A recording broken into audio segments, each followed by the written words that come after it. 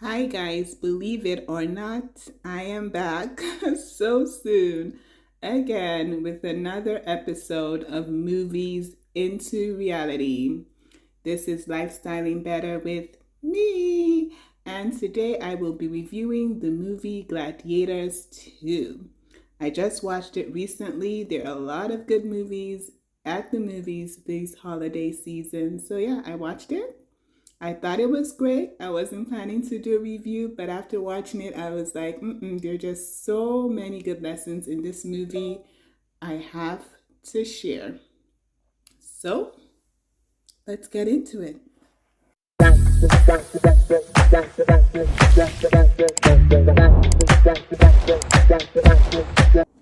The movie starts off with we're in this sort of Roman time movie. It's like the Roman ages, and it starts off with this beautiful couple who are just loving at each other and getting all into the feels and kissing each other. And then not long after that, we see the same couple planning to go to war. They're under the leadership of their commander, and they, as well as a bunch of other people, are about to go to war in their own land, but against intruders. And these intruders are the Romans. The Romans are intruding and trying to take over their land. And the husband of the couple, apparently he's some sort of leader or commander, because we see him giving this motivational speech to the his fellow warriors as they're about to go into war. He says something like, where we are, death is not. Where death is, we are not. And him and his wife have a cute moment where they exchange their rings and basically say something like, we're forever in each other's hearts. And it's at that point that I know that somebody is going down. One person of this couple is not going to make it. So the war happens. There's basically shooting and all of that. Bows and arrows. Remember, these are like older times. Is it medieval times? Is that the right word? I'm not sure. But it's a long time ago, right? And the war happens. The Romans conquer. They win the war. So they conquer that land. I believe the land is called Nimidas, something like that in Africa, Horn, or they call it something of that nature. And the commander is actually a black guy, but the most of the soldiers are lighter skinned, I believe, like white. So yeah, it's kind of like not clear if this is Africa, a black place or white place, I don't know.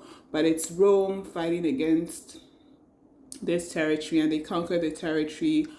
But just like I imagined, somebody did die between that couple, and it was the wife. She got shot and she died, and the husband and all the other fellow like warriors got caught basically by the Roman army. And the Roman army is shipping this guy as well as his fellow soldiers and commander and all of them back to Rome. Um, so the guy whose wife dies, his name is Lucius, and he's having this little conversation with his commander when they're on I believe, a ship that is taking them to Rome. And the commander's name is Jubatha or something like that. And the commander is saying that he basically thinks he doesn't have a lot of time left, and that he knows when he goes who he's going to meet, and asking Lucius that don't let these people change you because they're on their way to Rome, which is like a foreign land. Remember who you are and who will you meet when you cross over to the other side. And Lucius is like, don't say that, you're not going soon, and all of that. So they get to Rome, and when they get to Rome, um,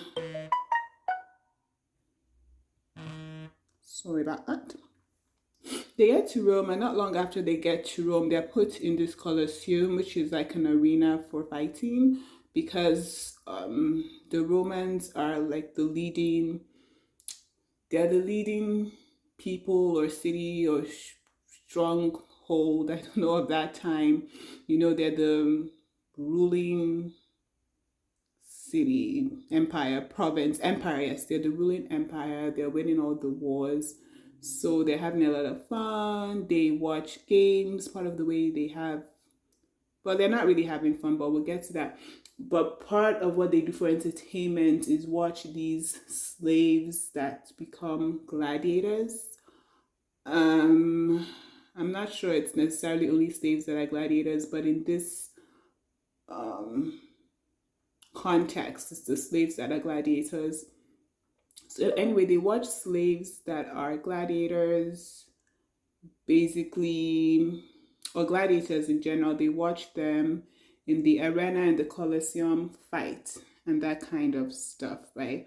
So they take all these new slaves into the Colosseum to fight.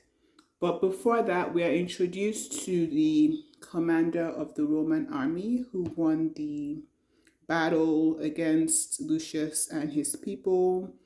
And he goes back to like the emperors, and there are two emperors. We come to find out, I didn't find this out until closer to the end of the movie, but they're actually twin brothers. One is a bit taller, the other is a bit shorter. And something I noticed almost immediately is just how strange they look, how pale, how off they look. And so the commander, and his name is, let me see, what is his name? I'm trying to remember the commander's name. Acacius, yeah. So Acacius comes back from the war, and the two emperors welcome him, and immediately they tell him about going to fight more wars. And Acacius is like, haven't we fought enough wars? Isn't it time for some respite?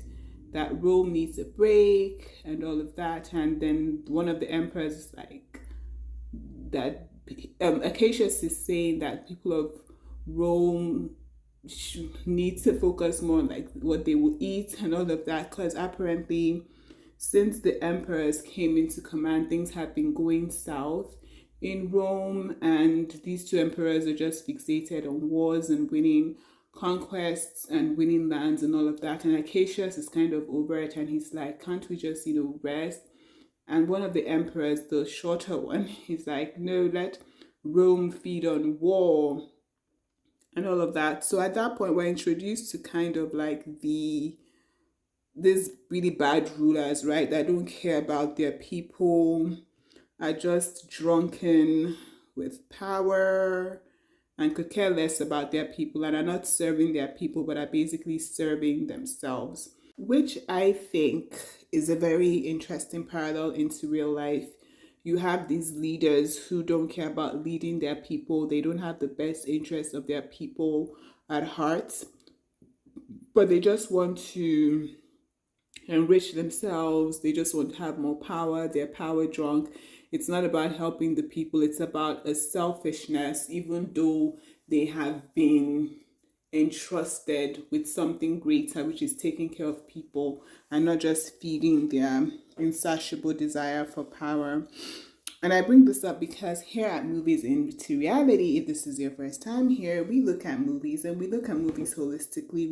We look at the aspects of movies that can really bleed into reality. What can we see from that? What can we glean from that? What can we learn from that? What is the parallel that is drawn there? What is something we can just, learn from, glean from, and move into reality with? Just lessons learned, basically, from the movie. So I thought that was interesting how, people can just be in a position of power and not utilize this to the benefit of the people. So anyway, Acacius is over it. He's over these emperors, and they're saying something like, "Oh, remember what we've done for your wife," and he goes back home to his wife, and then he tells his wife that he's really over this and all of that. They talk about a rebellion, planning a rebellion against the emperors to bring Rome back to its former glory, so that it's the people that are the focus and not these self-absorbed leaders. Meanwhile, Lucius and the new slaves slash gladiators are put into the arena for a fight, which is, like I mentioned earlier, a source of amusement to the people at Rome. It's like games, they basically call it games.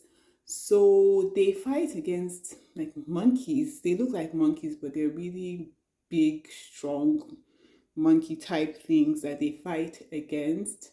And before I speak more on that, also one of the emperors, the shorter one, he has a monkey he puts on his shoulder all the time that he calls Dundas. And he seems, I told you they both look weird, but the shorter one seems particularly off and disconnected with reality.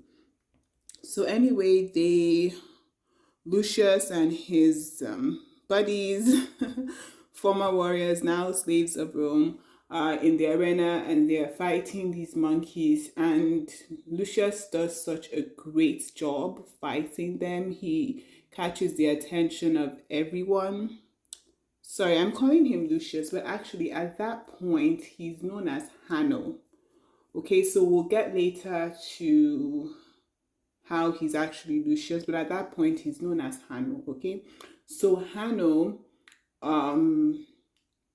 captures the attention of everyone, and he captures the attention of a gladiator master, somebody who purchases gladiators and has them performing games and all of that. He captures the attention of one of them called Macrinus, played by Denzel Washington, the GOAT himself. So he catches the attention of him, and Denzel Washington purchases Hanno and a couple of other new slaves as gladiators into his gladiator business, or what you may call it. And it's interesting because when Hanno is on his way to Macrinus's home or gladiator training site or whatever, he sees certain like features in Rome and he's talking about it like he knows about it. And it's just kind of interesting because just as a viewer, I'm thinking like, why does this guy seem to know so much about Rome and Rome history? Like, he's not from Rome, right? He's from this Numidius place. So I'm just thinking, this is very interesting and will probably be an interesting part to this movie. So anyway, they get into Macrinus's place, and Macrinus has a one-on-one with Hanno, and it's like, people pick gladiators for different reasons. I see the rage in you. You would be an amazing gladiator. That's why I picked you. And Hanno is basically like, I'm no one's slave or whatever. Then Macrinus says something along the lines that you just serve me and I will serve you. Like, what do you want? And he's saying, he wants Acacius's head. Because remember, Acacius was the general that conquered his people and the army that killed his wife, right? So, Arisha, his wife with the pretty name. So, he was the one. So, he has this like hatred for Acacius, and he's telling Macrinus that that's all I want is just Acacius's head and everything. And Macrinus is like, oh, fine. And all of that. So after that, Macrinus brings Hanno to fight at a party that the emperors are, and there's this other guy that's also at the party. Let me try and remember his name. Thrax, I believe. He's also at the party, and Thrax and Macrinus have this sort of wager that what was the wager about? Something like if his gladiator wins, he would owe him like a lot of money, basically the worth of his house. And they bring out Hanno, and Hanno, of course, wins this other great big gladiator. And the emperors are there, so they're like, oh wow, interesting. And then also at the end of the fight, Hanno recites Roman poetry. So everybody's looking like, how does this guy know Roman poetry? And yeah, I think he said someone taught him or something like that. But it just keeps on pointing to the fact that there's more to this Hano guy, right? So after that, what happens next? Um After that, there is a point that, and this is not going to be a full review, it's more like just trying to run through the whole movie and tell you the key interesting points, lessons learned, and all of that from the movie. But at some point, Acacius's wife, Lucilla, watches Hanno in a fight. Right, he's in a fight, and she sees him at the beginning of the fight grab some of the soil from the floor, like the gravel, and then she's having flashbacks to her ex-husband, because apparently she had a husband that died before her current husband, Acacius. And I believe they were showing scenes from the first Gladiator movie. I'm not sure because that was so long ago. I don't remember, but I believe they're showing actual scenes from the first Gladiator movie. So apparently Lucilla, General Acacius's wife, was married to this former gladiator called, is it Maximus, or I forget his name, but she was married to this former gladiator. That was Russell Crowe. So let me see. Let me just check for you all what Russell Crowe's name was in the movie, so I can give you the right name, because it's kind of important.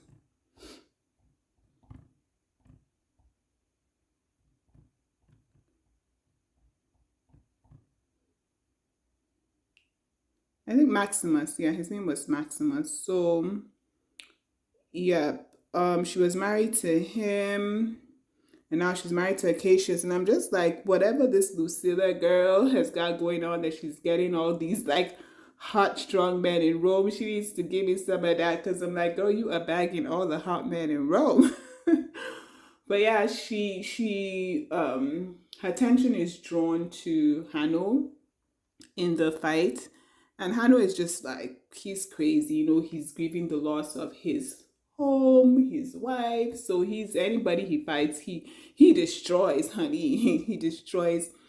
So she now has flashbacks, or somebody has flashbacks, and at some point we see a young Hanno and Lucilla, and Lucilla is giving Hanno to some people to take him away. So we basically come to find out that is how Hanno came to be in the Nimidas, because even his commander had said that you were brought to us young and guileless a long time ago. And even Hanno at some point was having flashbacks to leaving his mother, and then Lucilla is now having the flashbacks. So it's at this point that we realize that Hanno is Lucius, which is why I was calling him Lucius earlier. Shout out to Empire. If you know, you know.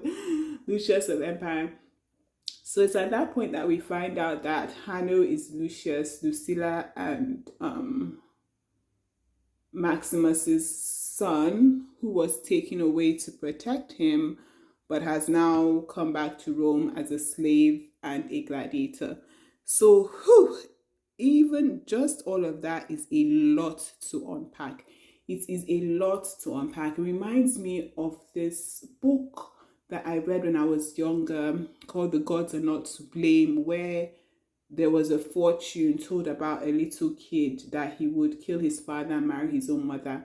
And because of that fortune, like the people tried to do, like his future was read basically. And because of that future that was read, the people tried to do so much to make sure that didn't happen. I think they tried to even kill the boy. But because of all what they did, it ended up that because of what they did, the boy ended up killing his father and marrying his own mother. So it's kind of something similar here, right? Because Lucilla is doing her best to protect her child at the time when her husband that died, because she had said when she was sending him away that you don't understand now, but you're the prince of Rome, so you're the only true prince of Rome left, so they would be after you. So apparently, at that point when Maximus died and all of that, um, because of the revolution Maximus was trying to bring, they would have been after her son Lucius, which is why she sent him away to Numidius. But despite everything she did, what will be will be. He ends up coming back to the same Rome as a slave, as a gladiator. So it kind of speaks to life, right? You can try to do everything, everything to prevent something from happening, but at the end of the day, it is not by your power or by your might.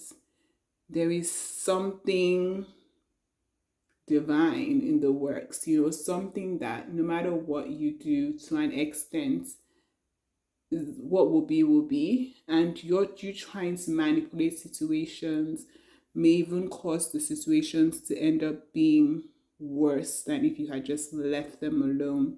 So I just thought that whole thing about Lucilla trying to save her child and depriving herself of a child for all those years, only for her child to come back as a slave and a gladiator that is fighting for the amusement of Rome when he's actually the prince of Rome, just speaks to how you might try very hard in your own wisdom and knowledge to avoid something from happening. But at the end of the day, there is an extent to which you have to let go and let God be God and do his will be done. If not, you can end up messing things even more royally. So I thought that was really interesting. Lucilla, because Hanno is kept in like a sort of a cell at night or something like that. So anyway, they all are the gladiators because they're basically still slaves, though they can buy their freedom through, winning fights and getting money and all from winning fights. So Lucilla goes to visit him at night and she's like, oh, do you know who I am? And he's basically like, whoever you think I am, that person was long dead or whatever. And she's like, just know that whatever I did was for your own good. And it's basically he recognizes who she is, but he's mad. He's angry that she left him alone. He's angry that he just lost his wife. He's angry that he's back in Rome, this place that has taken so much from him. So it's a lot of emotions he's going through, I can't imagine. And he lashes out at her and she just, leaves in tears. And remember, Lucilla and her husband, who Hanno/Lucius hates, were planning to stage a coup against these emperors, right? So Lucilla goes back to her husband and she tells him that, my son, we cannot leave without my son. Like, we have to save him first. I found my son. And Acacius is like, okay, we'll help your son. But they have like a maid who eavesdropped and heard what they were saying. And even before we saw the maid eavesdropping and hearing what they were saying. From the beginning, I was like, oh, this maid is going to be a problem. Because the first time Acacius and Lucilla were having a discussion about trying to stage a coup against the current emperors, when they were first having that discussion, Lucilla was telling Acacius, so wait, that she dismissed the maid. But this time the maid heard, I didn't see her, she overheard them, and she goes straight to Thrax, who is like a senator on the Council of Elders or something like that, and she tells him what happened, what they're planning. And also simultaneously, Macrinus, the gladiator owner that owns quote unquote Hanno, also saw Lucilla go visit Hanno or something along those lines. So he pieced it together because, no, I don't think he saw her go visit him. Maybe he did, but I think what really tipped him that Lucilla was Hanno's mother was that she invited him to her house. And when she invited him, she seemed so interested in the new gladiators and where they got them from. And then he also saw a portrait of her father who looked exactly like Hanno. So he figured it out that, oh, she's Hanno's mom. So I guess he figured out that something was going on. So he went to Thrax, and remember, they had this wager about if Hanno wins the fight, Thrax will owe Macrinus a lot of money. So Macrinus goes to Thrax home, and he's like, I basically own this home because you owe me so much money, the worth of this home and everything, that threatening him. And then Thrax is like, what do you want? And he's like, I want the information, your loyalty and everything. And remember, the maid, Acacius and Lucilla's maid, have told Thrax that Acacius and Lucilla are trying to stage a coup against the emperor. So Thrax tells Macrinus that. So it's just this whole thing that this whole crazy loop wherein Hanno, whom they're trying to save, has become the weapon that Macrinus is using against Thrax to find out the information that they are trying to save Hanno. So Hanno is just at the center of everything. He is the cause of his downfall. He's the cause of him being freed from captivity.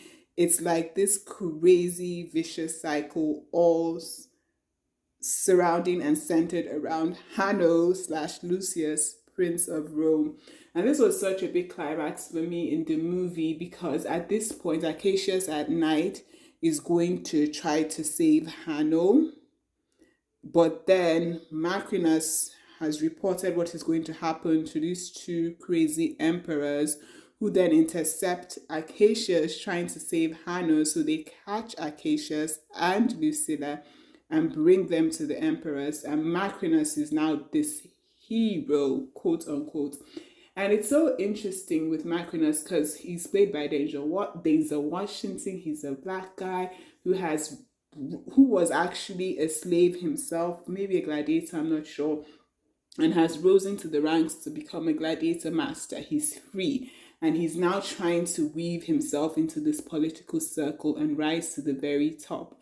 So just right there, pause, movies into reality. Isn't it crazy how Macrinus, who is someone who was exactly in the shoes of these gladiators that he has bought, he was a slave himself. They literally are branded with this mark that calls them slaves, which is also interesting because the Prince of Rome, because humans were trying to intervene and change things, and Lucilla was trying to help her son, who is a Prince of Rome, ended up being branded with a brand on his skin as a slave of Rome. That is wild, isn't it? It shows you that if you try to mess up with God's plan, you could actually just turn it upside down on its head. You could mess things upside down on its head, because remember, we still have free will as human beings. You can't turn everything upside down on its head to the point that you could be in the exact opposite position than that which God has placed you to be in. Is that not wild? But anyway, back to Macrinus. Macrinus has been a slave.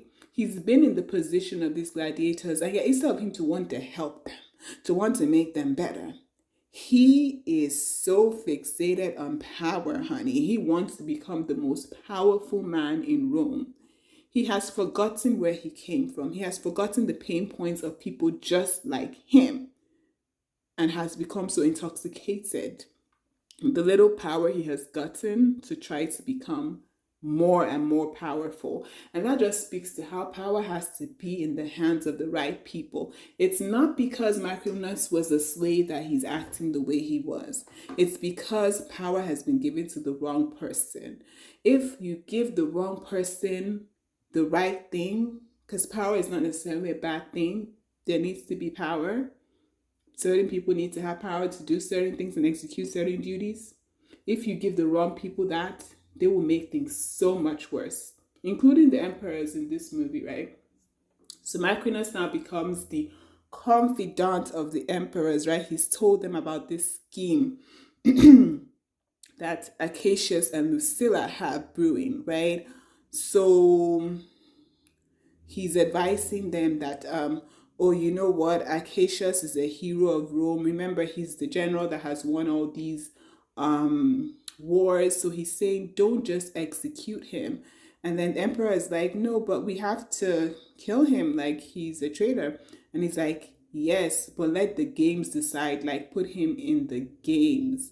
And this is just like the peak of the movie for me, because you have Hanno, who hates Acacius, who was actually trying to save him, and that's how he got into this mess.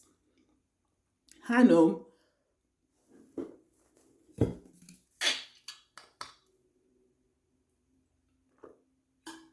excuse me, Hanno is now pitted against Acacius, whom he hates, and Acacius was actually trying to save him, which is why Acacius is in this situation. They are now both against each other in the arena. And remember, Hanno had told Macrinus that what I want from you is Acacius's head on a platter. Like, I want to kill him. So it's this crazy moment when they're both in the ring where I'm like, this is wild. Hanno hates Acacius, but that is his mother's husband who is in this situation because she was trying to help. He was trying to help. That Acacius was trying to help Hanno and set him free. It's just like a crazy situation. And Lucilla is being subjected to watching this. And something that I found so interesting is like Lucilla, anytime she would watch the game, she would have like this little piece of lavender under her nose.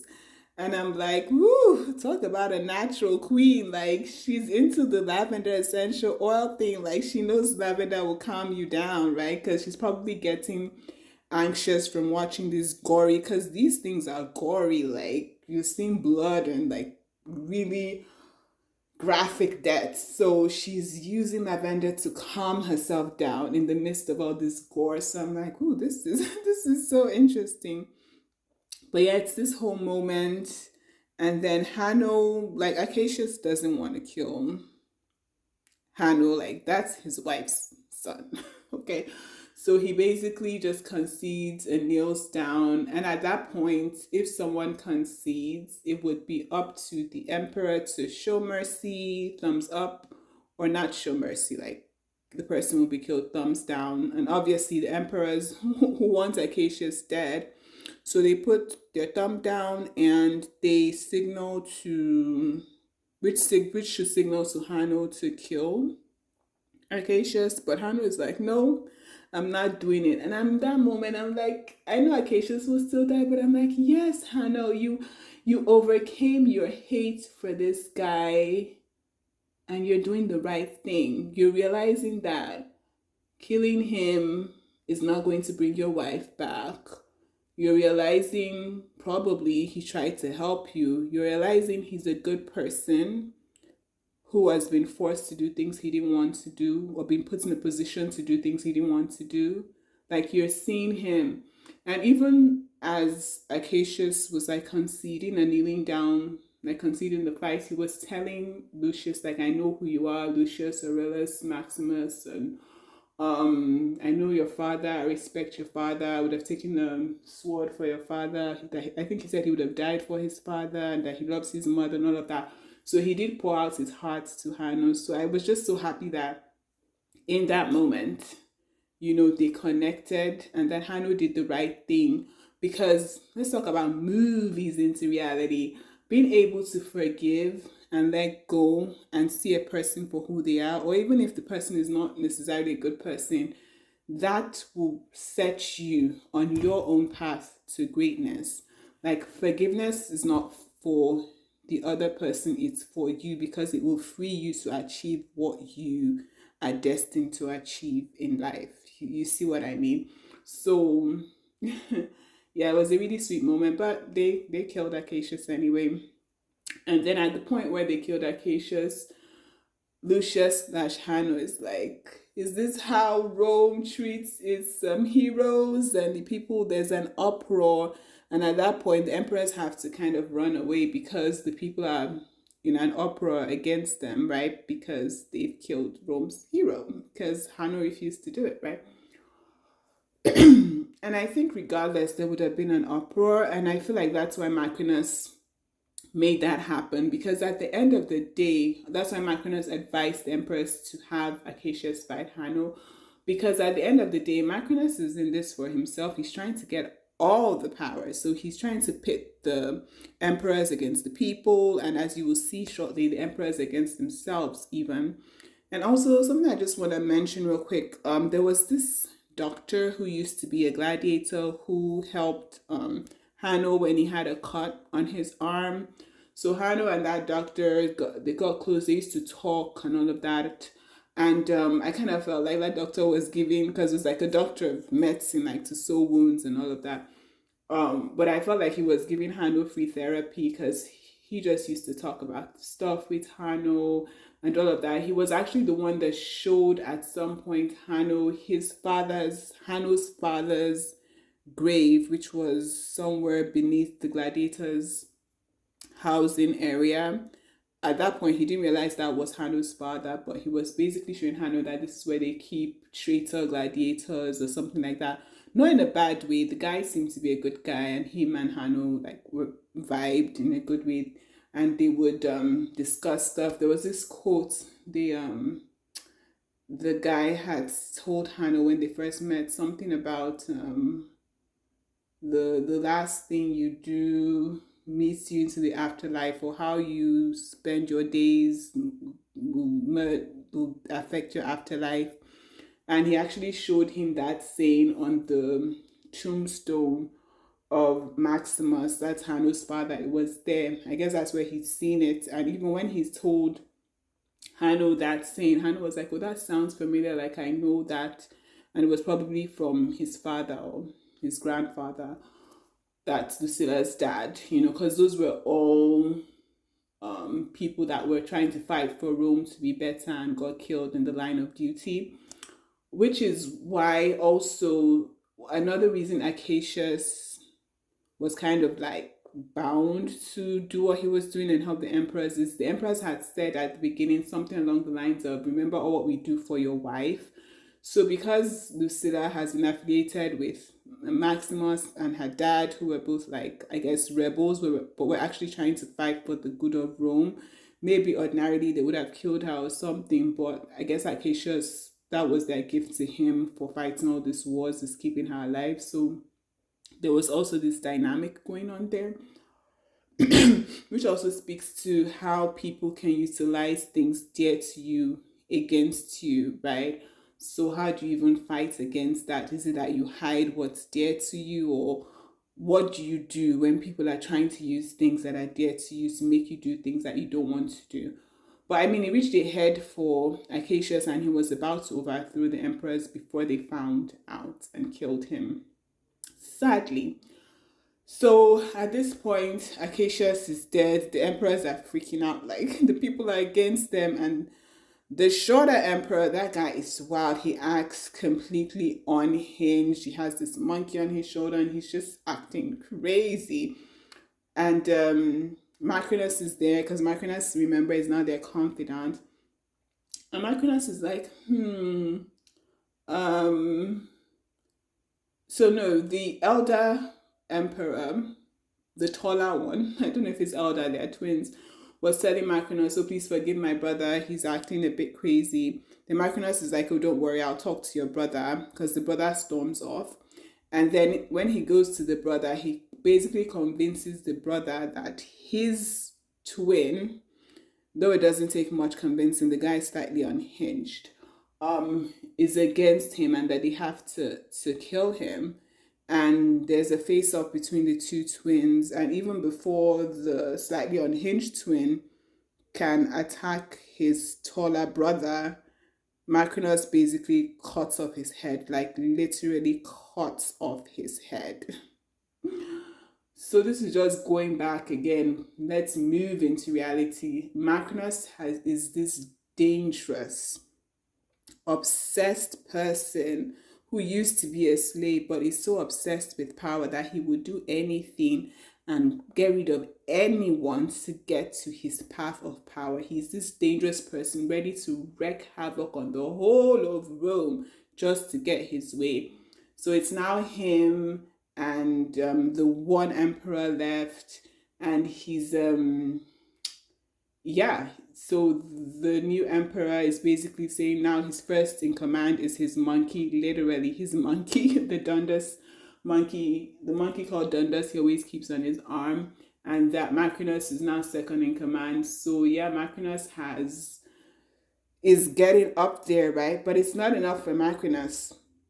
This second emperor, he's still trying to get rid of him, so um he convinces the emperor that they have to kill Lucilla, because remember, Lucilla and Acacius were both the traitors that were caught, right?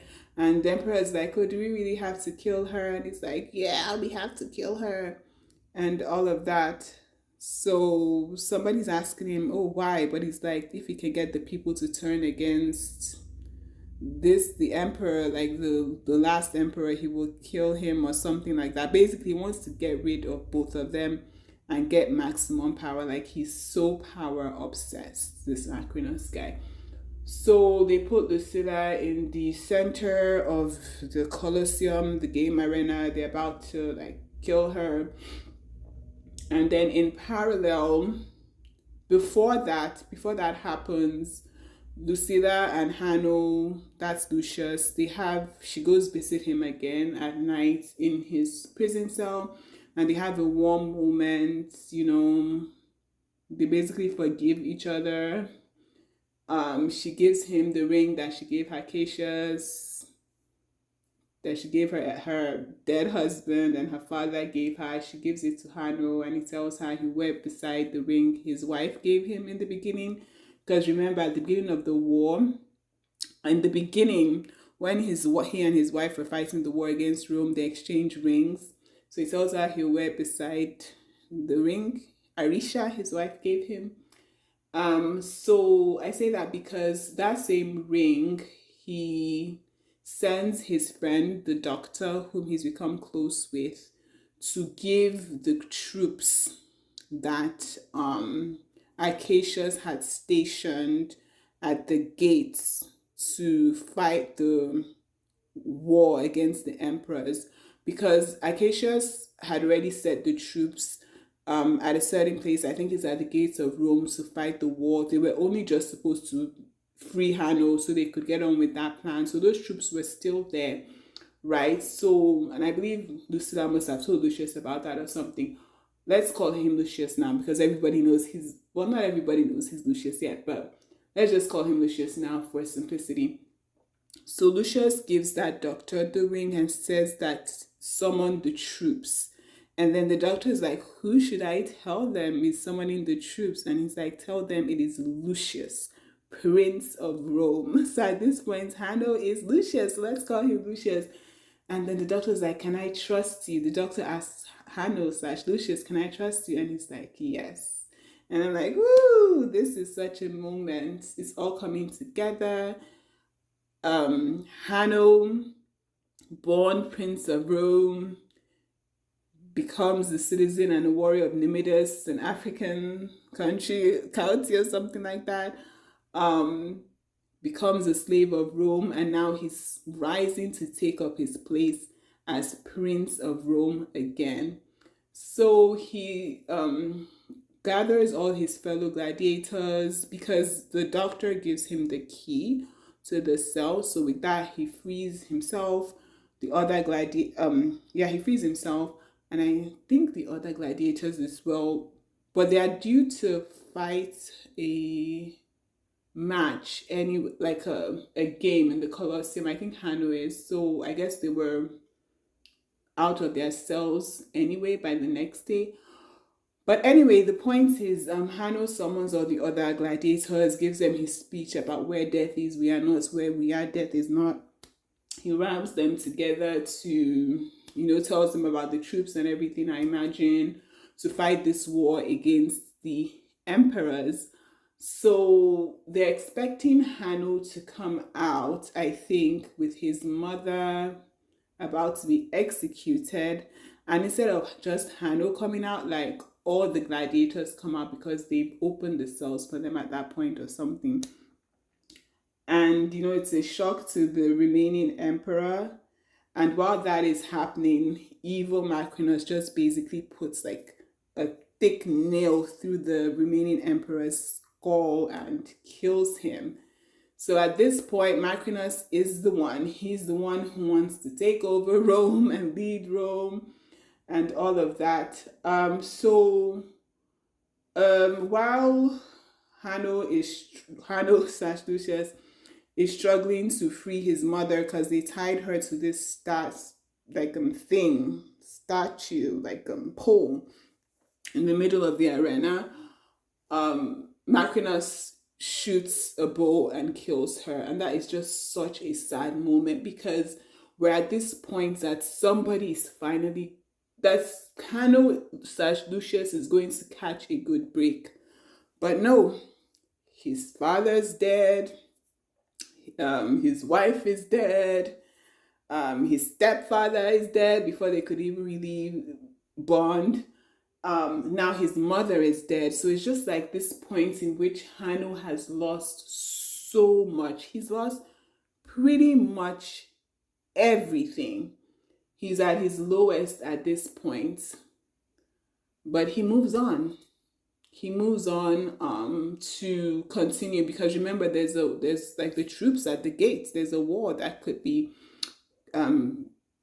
fought, right? Possibly. So Macrinus rides over to the war front, to I guess get the war going and win. And I don't know what his plan is, whether he feels he would become the next emperor of Rome. I have no idea.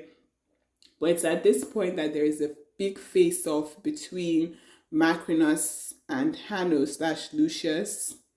And Lucius ends up killing Macrinus. So it's just this whole crazy whirlwind of so much loss, so much grief, all because someone wanted more power. Someone didn't want there to be equality. Someone didn't want the people to thrive. Somebody wanted to fight and gain more lands. Somebody was just so self-obsessed with themselves and watching games and living a good life. They forgot all about all the other people and what they need. So these times were a very long time ago. We didn't have human rights and all of that. But it just shows you the inner depravity of people and how, left unchecked, what people would probably do. And it's just scary because the movie is so gory, right? It can show you how depraved humans can be if left to their own devices. Or even if it's not to that extreme, it can just show you how wicked and evil some people can be and how you just really have to be careful, right, in life. So anyway, at this point, Hanno has lost everything.